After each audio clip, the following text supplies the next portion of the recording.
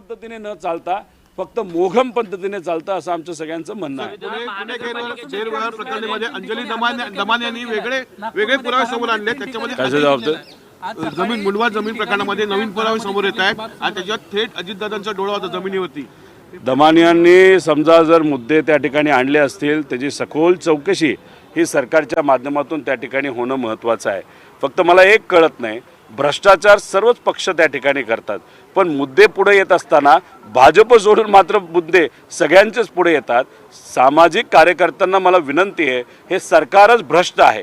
मग मुख्यमंत्र्यांपासून पर सर्व मंत्र्यांपर्यंत हे जे काही कार्यालय असतील या सगळ्यांचा फार चुकीच्या पद्धतीचा व्यवहार या राज्यामध्ये त्या ठिकाणी सुरू आहे। त्यामुळे मुद्दे पुढे येत असताना हायकमांड कुठले हे आम्हाला तरी त्या ठिकाणी सांगता येत नाही, पण कुठंतरी त्यांच्याच मित्रपक्षाचे म्हणजे भाजपच्याच मित्रपक्षाचे विषय पुढे येतात। जे कुठले असतील पुरावे असतील तर शहानिशा होणं महत्त्वाचं आहे। पण आमचं मत आहे, नागरिकांचं मत आहे, सामाजिक कार्यकर्त्यांनी काम करत असताना भेदभाव न करता सर्वच पक्षांचे भ्रष्टाचाराचे मुद्दे पुढे घेऊन आणले पाहिजे आणि त्याच्यावर सखोल चौकशी झाली पाहिजे। त्या जर सर्व पक्षाचे मुद्दे घेऊन आंदोलन करायला तयार असतील तर आम्ही सुद्धा त्यांच्याबरोबर राहून महाराष्ट्र हितासाठी आंदोलन त्या ठिकाणी करू।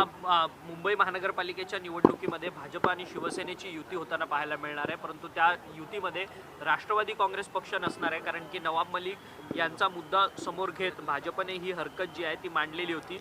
2 दिवसा अगोदर मुख्यमंत्री आणि उपमुख्यमंत्र्यांमध्ये या सगळ्या संदर्भात चर्चा सुद्धा झालेली असल्याचं पाहायला मिळतं। कुठेतरी अजित पवारांना एकाकी महायुतीमध्ये पाडलं जात आहे। आज अजितदादांना एकटं पाडलं जात असावं, उद्या जाऊन एकनाथ शिंदे साहेबांना एकटं पाडलं जाईल। मुंबई महानगरपालिकेचं इलेक्शन झाल्यानंतर आकडेवारी ही बघितली जाईल। त्याच्यामध्ये समजा एकनाथ शिंदे साहेबांची आकडेवारी योग्य नसेल आणि एक हाती सत्ता जर भाजपची आली तर दुसऱ्या दिवशी एकनाथ शिंदे साहेबांच्या पक्षाला वाऱ्यावर सोडलं जाईल। फक्त मुंबई महानगरपालिकेचं इलेक्शन असल्यामुळेच एकनाथ शिंदे साहेबांना अजूनपर्यंत हात त्या ठिकाणी लावला गेला नाही। नवी मुंबईमध्ये जो भ्रष्टाचार झाला सिरसाटांकडनं 5,000 कोटी रुपयाचा, याचे सर्व पुरावे मी दिले होते, पण कुठंतरी आमच्या ऐकण्यात असं येतंय मुंबई महानगरपालिकेचं इलेक्शन होऊ द्या, काय परिस्थिती आपण बघूया आणि नंतर मग शिरसाटांवर तिथं कारवाई करायची का नाही करायची या बाबतीतला सरकार निर्णय घेणार आहे। म्हणजे भ्रष्टाचार करणाऱ्या लोकांवर सुद्धा इलेक्शनची परिस्थिती बघून कारवाई करायची का नाही करायची हे ठरवलं जाईल। पण एक तुम्हाला सांगतो, 2028 पर्यंत यांचा उपयोग आहे तोपर्यंत उपयोग हे भाजप करून घेईल। त्यानंतर यांच्यातलेच बरेचसे आमदार भाजपमध्ये प्रवेश करतील आणि 2029 लोकसभेला तिथं भाजप विरुद्ध सर्व इतर पक्ष अशी ही निवडणूक होण्याची शक्यता आहे। शिंदे आणि फडणवीसांमध्ये नाराजी असल्याची चर्चा होती काल। दुसरीकडे जर आपण पाहतो शिंदेंनी स्तुती सुमन फडणवीसांवर उधळलेली आहे। त्यांनी म्हटलं की कोई कितना भी चाहे हमें जुदा नहीं कर सकता। काय झालंय की एकनाथ शिंदे साहेब नाराज होतात, मग ते कुठेतरी साताऱ्यामध्ये त्यांच्या गावामध्ये जाऊन शेती करतात, नाही तर दिल्लीला जाऊन बसतात। आता दिल्लीला जाऊन कोणाशी भेटतात काय बोलतात माहीत नाही।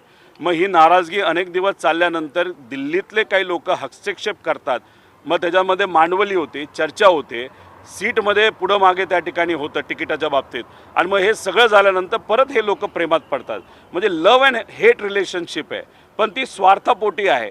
किती तिकीटं मिळतात, किती संधी त्यांच्या कार्यकर्त्याला त्या ठिकाणी दिली जाते, किती निधी दिला जातो, निधी मिळतो का नाही मिळत, पदं कुठली मिळतात, पालकमंत्री पद मिळतं का नाही मिळत, ह्या सर्वांवर चर्चा झाल्यानंतर परत ते प्रेमात पडतात, परत नाराजगी होणार आहे। पण काही झालं तरी मुंबई महानगरपालिकेचं इलेक्शन झाल्यानंतर कितीही प्रेमाचे संबंध त्यांचे असले तरी त्यांचं राजकीय डिवोर्स 100% त्या ठिकाणी होईल आणि हे तिन्ही पक्ष वेगळे राहून बीजेपी विरुद्ध इतर पक्ष अशी ही लढत येणारी लोकसभा आणि विधानसभा नक्कीच त्या ठिकाणी होऊ शकते। नगरपट्टा सिटीचे जे डायरेक्टर आहेत निलेश मगर, ते उपमहापौर आहेत अजित पवार गटाचे पुणेकरचे, तर त्यांच्यावर आता गंभीर स्वरूपाचे आरोप केलेले आहेत। मुंडवा गैरव्यवहार प्रकरणामध्ये यांना देखील पॉवर ऑफ अटर्नी केली होती निलेश मगर यांनी, आणि अजित पवारांचा यांच्या माध्यमातून थेट डोळा त्या जमिनीवर होता असं अंजली दमाने यांना पत्रकार परिषद घेऊन गंभीर आरोप केलेले आहेत। हे बघा, एक विषय, मगर जो परिवार आहे म्हणजे माझे सासरे असतील नाही तर त्यांचा सगळा परिवार असेल, त्यांनी या जगाला या देशाला दाखवून दिलं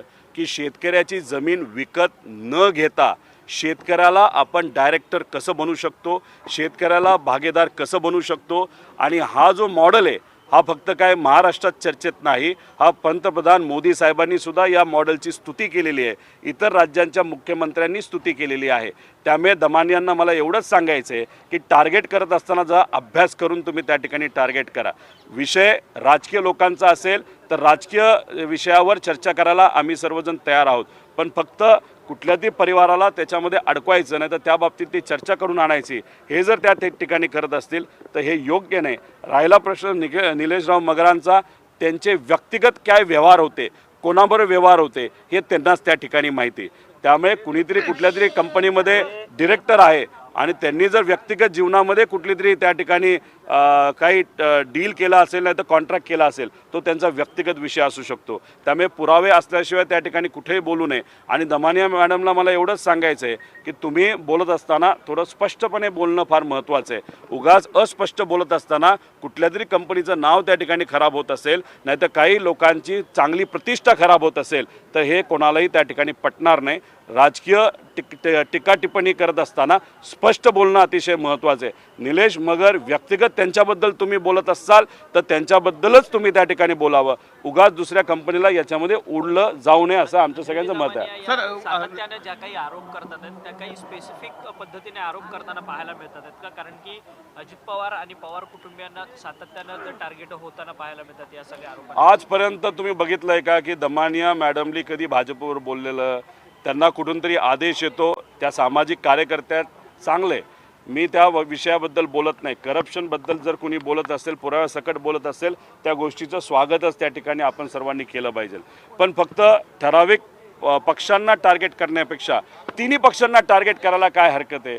भाजपकडनं सुद्धा मोठ्या प्रमाणात भ्रष्टाचार हा केला जातोय. मग करत असताना टार्गेट करत असताना तिन्ही पक्षांना तुम्ही टार्गेट का करत नाही?